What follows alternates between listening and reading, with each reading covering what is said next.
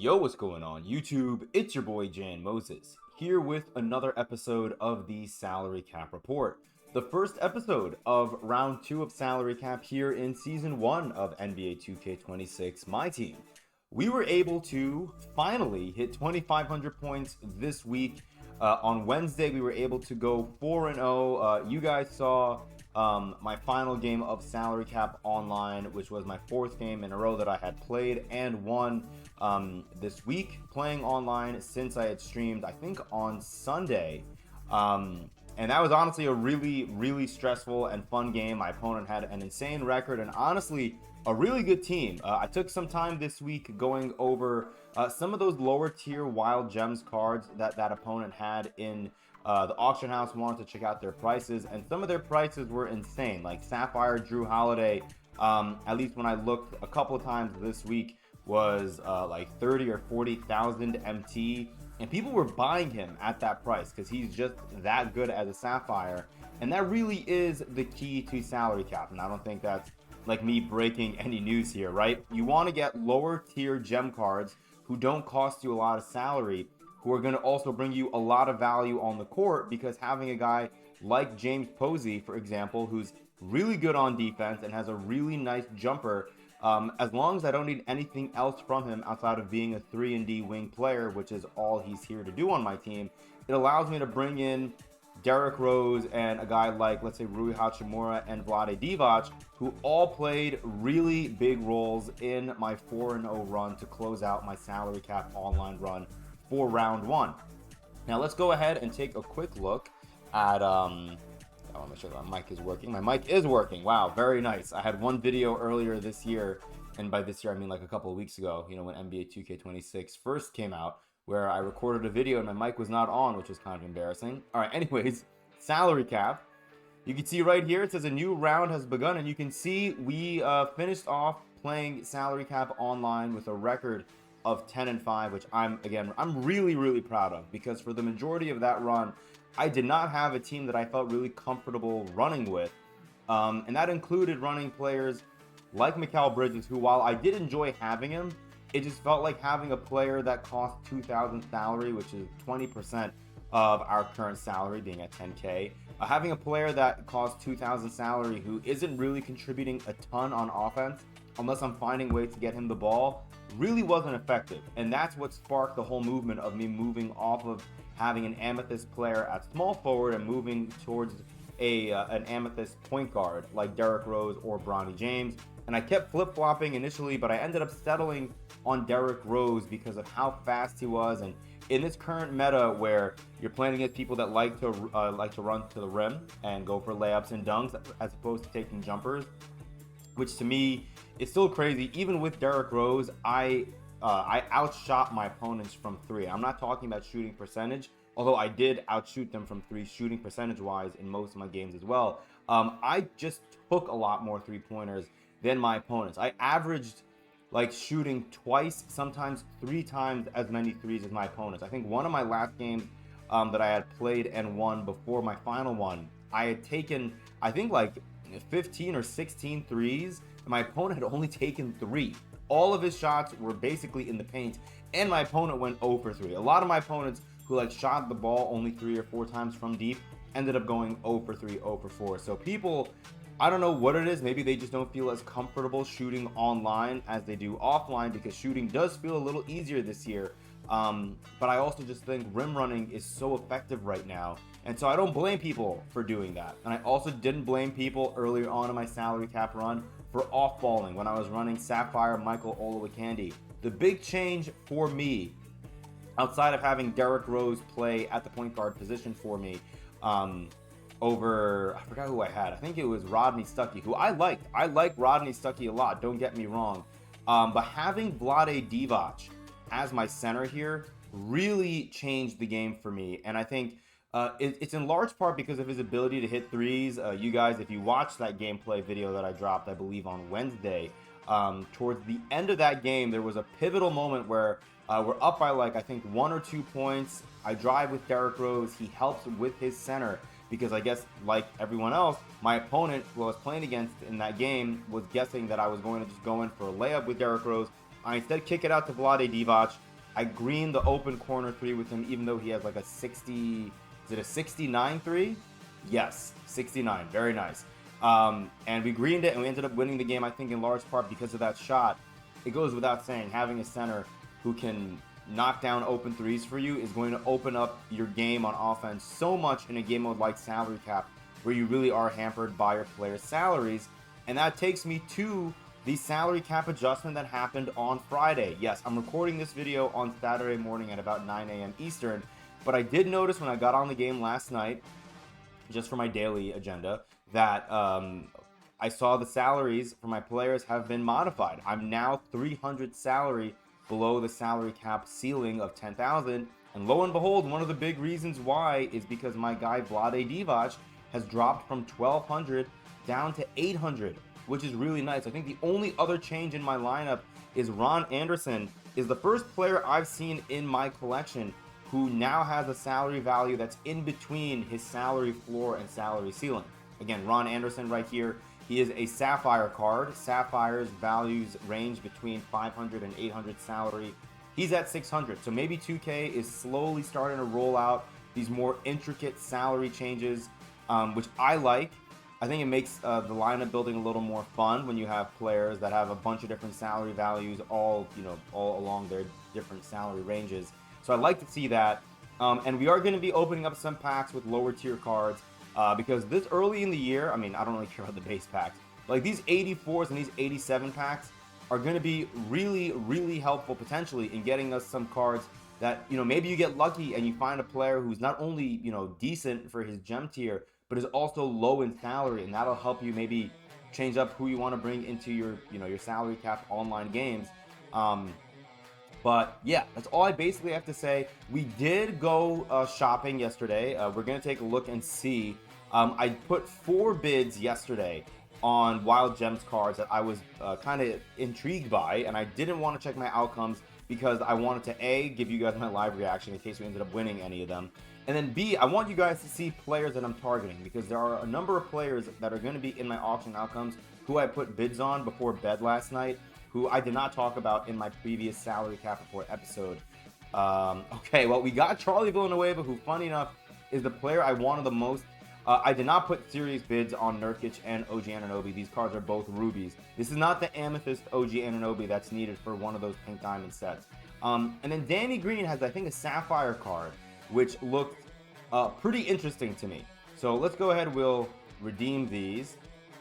And then we're going to take Charlie Villanueva. Charlie V on Tuesday was being bought at 18,000 MT. I put a bid on him for exactly 5K, and we ended up winning him for exactly 5K, which is great. So yeah, we'll definitely add Charlie Villanueva to the lineup. And I think we can just slot him right in over Ron Anderson. Even though I do like Ron Anderson a lot, don't get me wrong, I just don't have enough salary cap space to bench a guy like Andre Blatch. Wait a minute. Andre Blatch is at 500.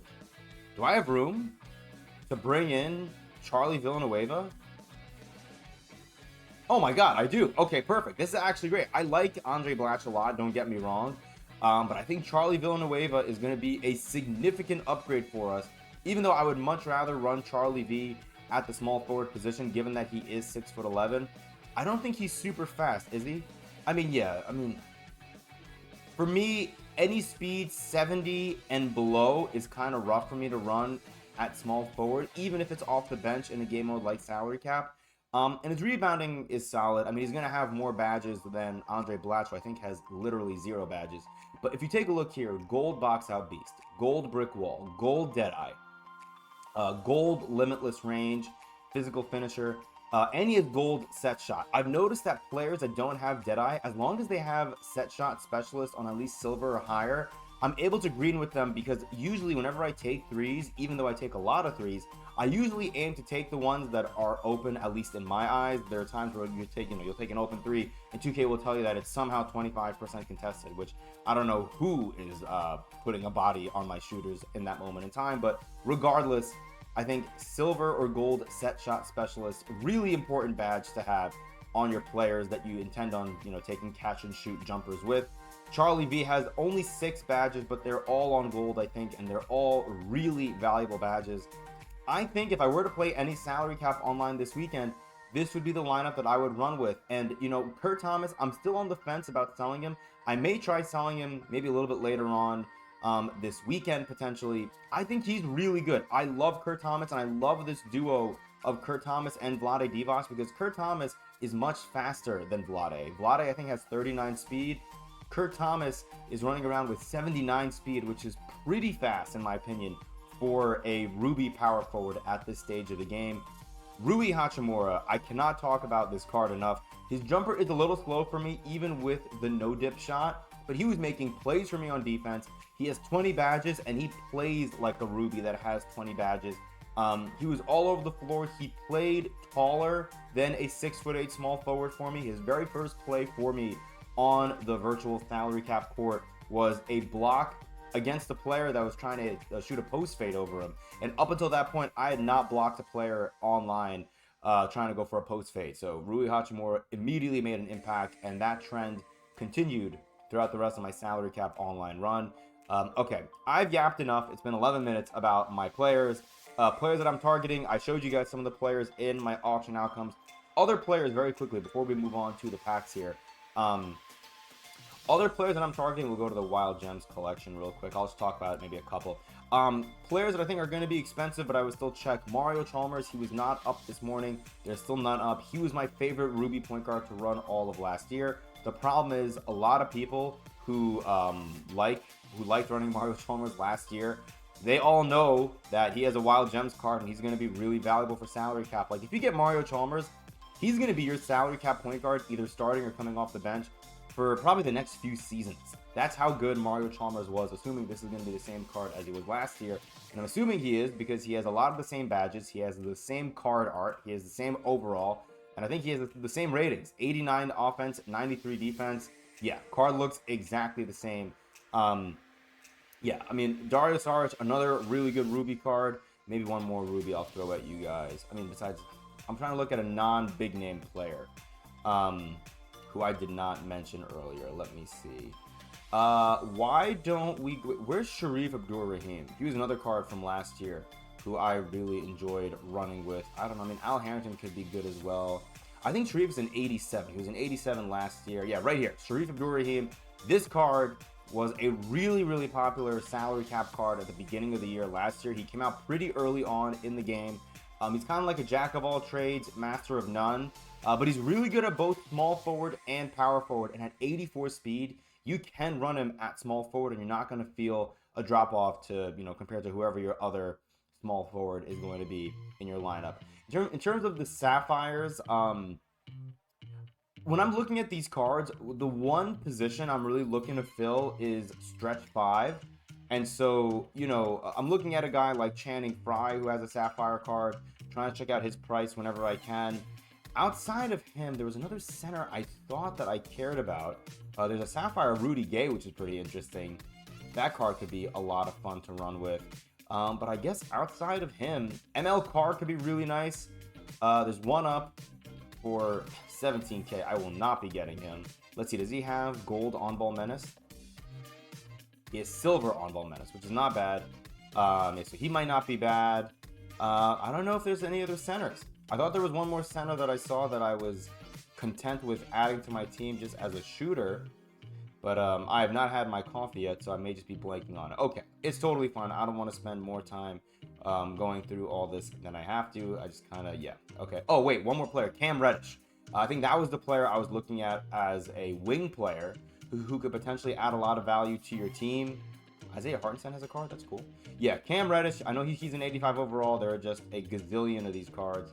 Amin Thompson also, if you're looking for one of those wing players that can lock down on defense for you. But I would rather have Cam Reddish. Again, the problem... Oh, Wendell Carter. I just went past him. Wendell Carter, 85 overall Sapphire. That's another card I'm looking at as a stretch big. Because in my ideal world with my salary cap lineup, I'll have two centers who I can trust with knocking down the open three.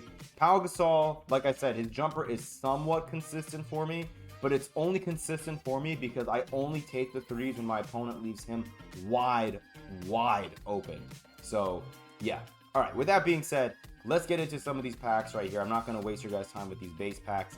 We have a couple of these 84s and 87s. Okay, sorry, last thing, real quick. I have a number of these hidden gems slash gems of the game equal chance packs, and I've been targeting these a little bit more in Breakout. And the reason for that is, well, it's kind of twofold. One, the MT rewards that we've been seeing in Breakout have been nerfed into the ground. I'm sure a lot of you guys playing Breakout have noticed. It's not even the fact that we're not getting the 10Ks and the 7.5Ks or even the 5Ks anymore like we were during that first weekend of NBA 2K26 MyTeam. At this point, I'm lucky to see anything that's like 3K even. Everything's like 2.5 or 2K, or, you know, my most recent Breakout board, I literally only had one MT reward and it was 2000 MT, which was awful. So in those situations, I've been trying to take any packs that give me a chance or give me guaranteed value at, or sorry, either a chance or a guarantee rather that I would be getting a hidden gems player. And the reason for that is because of, where are Wild Gems? Right here. This Wild Gems option pack, I think, could be really, really fun. Not just because of you potentially getting one of the rubies that may go into one of the sets for the pink diamonds that you care about. Like, I think Mario Ellie, correct me if I'm wrong, is one of the rubies that you may want to get because he's going for multiple hundreds of thousands of MT. Now, the thing is, you can't sell the players out of this, so you can't make a profit. But if you're planning on completing whichever set has Mario Ellie or any of the other rubies that are, you know, a lock for those sets, then that'll help you a lot. But for me, this is like my best chance of getting a card like a Mario Chalmers or any of the other rubies, like OG Anunoby maybe, Yusuf Nurkic, players who I think can make a big impact for my salary cap team, not necessarily looking at players who will make, you know, an impact for me in making progress towards one of those 5 pink diamonds that we got in the exchange from Tuesday's Super Pack. So, you know, just a little food for thought here. We're looking for hidden gems out of our 87 packs whenever we can get them. So here we go. Let's start with this 84 plus that we got from a wheel spin and breakout last night. We get a Sapphire. We get Scotty Barnes, who got a card yesterday.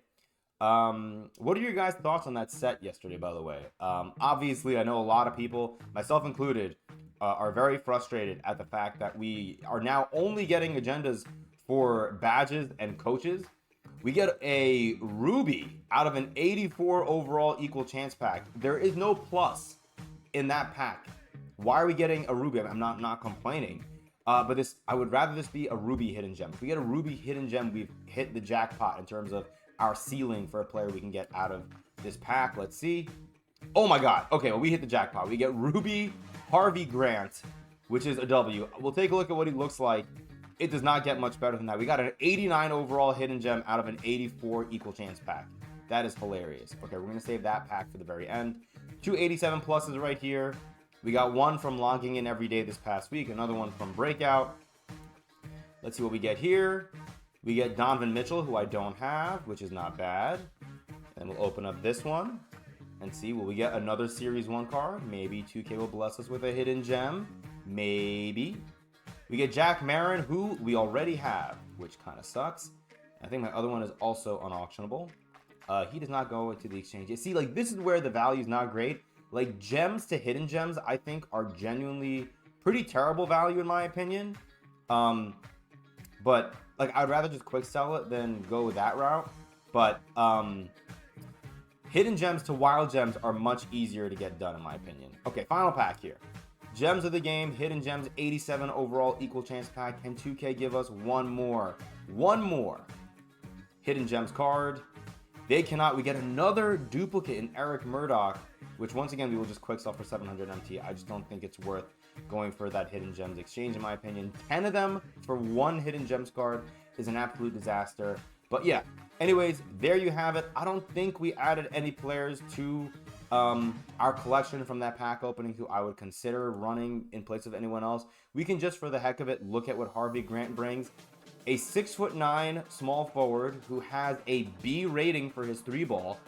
Let's take a look here. 79, not bad. Let's see what he brings on defense. Okay, not bad here. 84 speed. 95. Okay, he's not bad. 1,200 salary, which is the same as Rui. Okay, let's see. What does he bring to the table? So neither of them have Deadeye, which is hilarious. Gold Interceptor. Ooh, Silver On-Ball Menace and Paid Patroller. Silver Pick Dodger. This guy's got a number of good badges. Gold Set Shot. Okay, maybe we don't put Harvey Grant into the exchange. Okay, we're going to mess around with Harvey Grant. Maybe he replaces Kurt Thomas.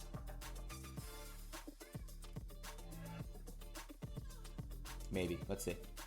Only 195 pounds at the power forward position. I am not crazy about that, but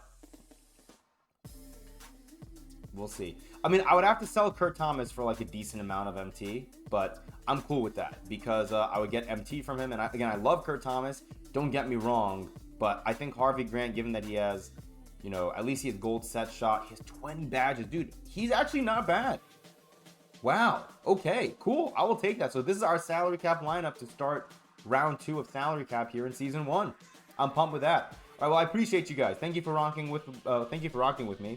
Let me know in the comments, are you even playing salary cap online right now? Like, did you guys hit 2,500 points to get to get your first shatter prize piece? Like I did. I'll show you guys real quick before we get on out of here. You can see here we have 18 games. So we played 8 of them offline. We went 8-0.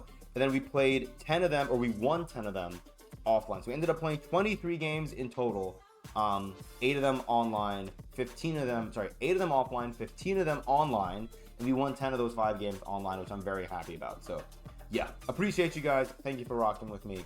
Again, let me know in the comments, are you even playing salary cap? Are you prioritizing other game modes? I mean, look, man, the way I look at it, unless 2K does nerf that the reward that we're grinding for in salary cap, getting 2,500 points in every single round, if they make it to where it's no longer a hidden gems diamond option pack, which is going to be an option pack with 5 players in it, which I think could potentially be really good. As long as they keep that reward the same, I think salary cap might be worth it over playing a game mode like, you know, like Showdown, like freaking King of the Court, which is a disaster right now. So yeah, that's where I stand on it. Appreciate you guys. Until next time, I'll see you later.